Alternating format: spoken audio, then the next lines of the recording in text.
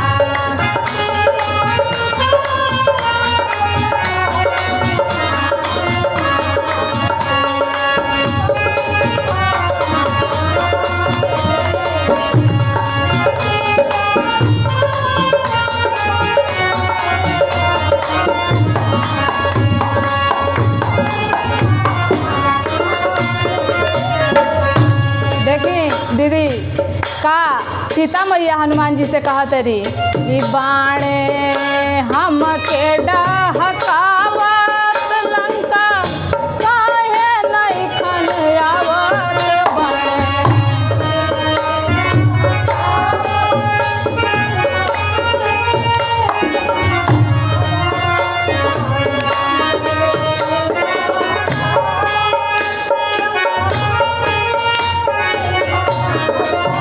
बाणे। हम के डहकावत लंका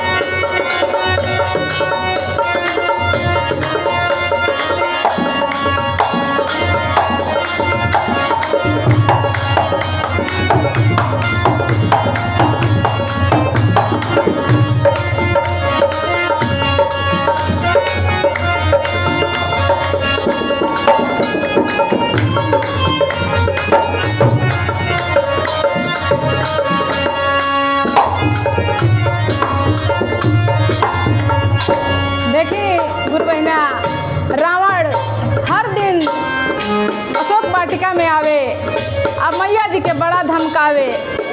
मैया से कहे हमेशा कि हमार बात मान ल, नहीं तो एक दिन जान से चल जेबू।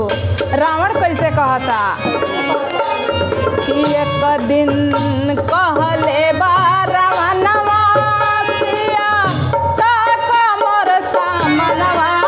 एक दिन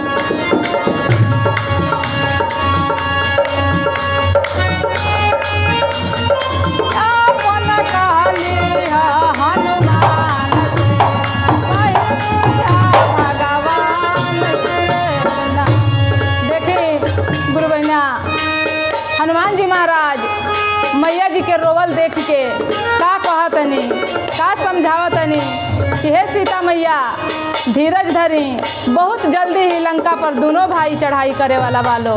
कैसे कहतनी कि जहिया आई है रघुर